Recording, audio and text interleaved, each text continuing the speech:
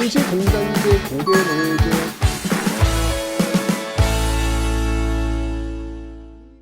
자, 이 7.4 남북 공동성명, 네.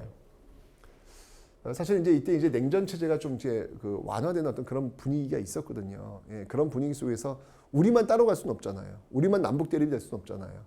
그때 뭐 왜 여러분 포레스트 검프 영화를 보시면은 거기 나왔던 그 주인공이 그 중국에 가서 이 똑딱 탁구하는 모습이 나올 겁니다. 이거 핑퐁 외교라고 하는데 예, 중국과 미국이 굉장히 우호적인 어떤 그런 모습을 가고 있다는 얘기야. 사회주의, 자본주의가 이게 뭐야 이게? 이런 어떤 세계적 분위기 속에서 냉전이 완화되고 있는 속에서 우리 역시 계속해서 무찌르자 김일성 이렇게 할 수 있는 상황은 아니었다는 얘기죠. 뭔가 지금 돌파가 필요했다는 거예요. 그 돌파가 바로 이 7.4 남북 공동성명이다라는 겁니다. 남북 적시자회담을 통해 가지고 이제 그 물꼬를 트기 시작하다가 드디어 이제 이후락이 김일성을 평양에서 만나죠. 중앙정보부장 이후락이. 예. 제가 앞에 설명드렸죠. 청산가리 두 알 갖고 왔다고. 여차하면 먹고 죽으려고. 그죠? 여기서 이제 합의를 봅니다. 이게 바로 통일 3대 원칙이라는 거예요. 우리 통일은 자주적, 평화적, 민족 대단결. 이 방법에 의해서 한다. 자주, 평화, 민족 대단결. 이거는 지금까지도 유효합니다. 통일 원칙. 3대 원칙. 자주, 평화, 민족 대단결에 의해서 통일한다. 라고 하는 거. 그래서 이런 것들을 구체화시키기 위해서 남북조절위원회가 열립니다. 여러분 7.4 남북공동성명 키워드는요. 남북조절위원회예요. 남북조절위원회가 나오면 이건 무조건 7.4 남북공동성명입니다. 아시죠? 꼭 기억해 두세요. 뭐 물론 제가 이거 앞에 설명드렸지만 각각의 정부의 체제 강화에 활용된 측면이 없잖아 있지만 어쨌건 통일이라고 하는 그 첫 번째 씨앗을 뿌린 출발이 바로 이 박정희 정부였다라고 하는 사실을 기억해 놓으시면 되겠습니다.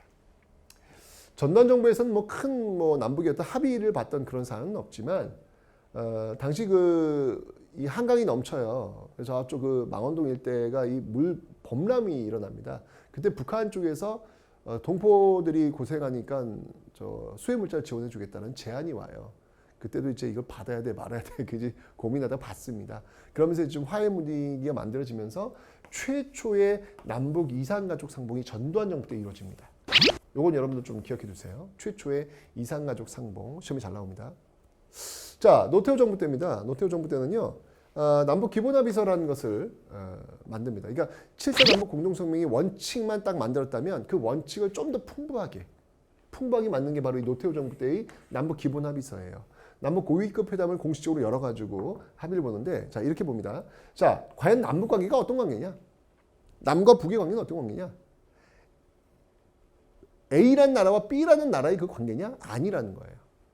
남북의 관계는 한국과 미국, 한국과 일본 그런 관계가 아니라 잠정적이라는 관계. 잠정적. 잠깐 과도기라는 얘기지. 잠정적 특수관계라는 겁니다. 그러니까 한국과 일본 간의 어떤 A와 B의 전혀 다른 나라가 아니라는 것이죠.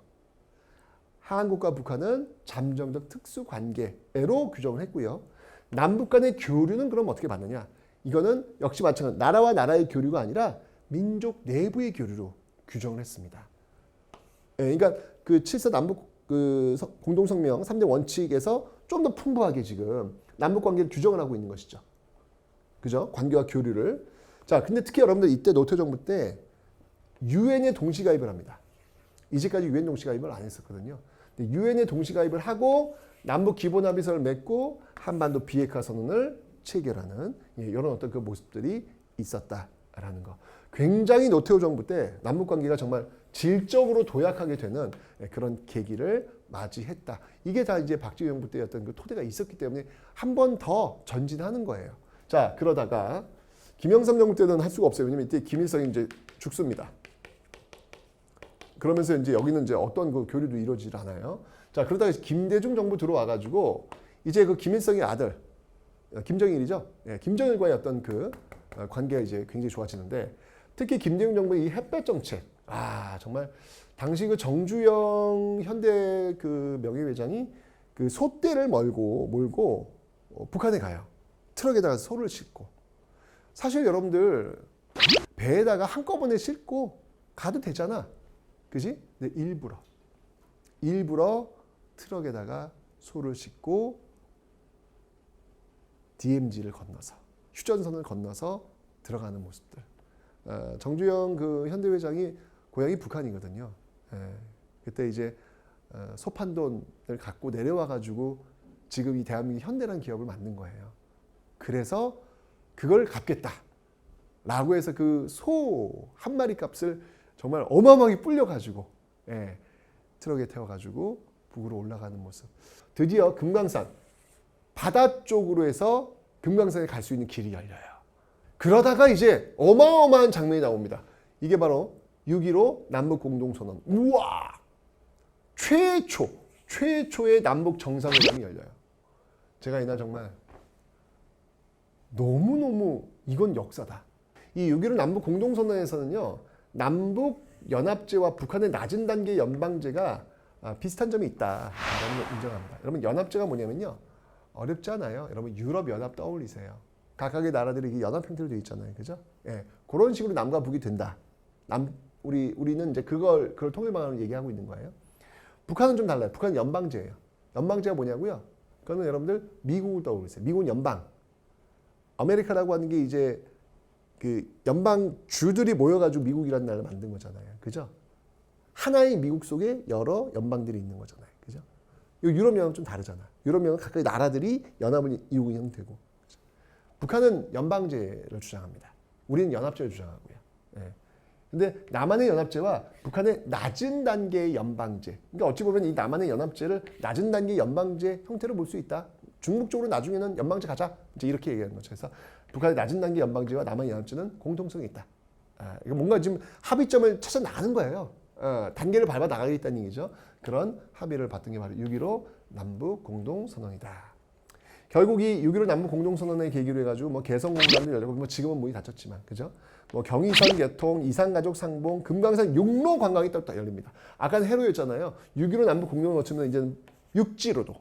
그리고 나서 이제 두 번째 남북 정상회담이 있었죠. 노무현 정부 때. 그래서 14 남북 공동선언을 나오는 모습들. 그 다음에 이제 또 다음 또 이제 문재인 정부에서 또 판문점 선언이 나오는 그런 모습들이 계속 이어가고 있습니다. 우리 뒤에 오는 아이들은 통일된 한반도에서 마음껏 제2의 한강의 기적을 쓰면서 살아갈 수 있는 그런 사회 물려줘야 되지 않겠습니까? 우리 뒤에 오는 사람들에게는 좀 더 나은 환경, 그 환경을 물려줘야 되지 않겠습니까? 이 모든 것들이 다 불편할 수 있고요. 어찌 보면 지불해야 될 수도 있어요.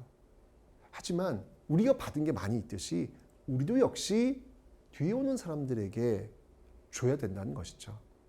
그게 바로 역사를 바라보는 시선, 역사 앞에 선 사람들의 예의라고 저는 생각을 합니다.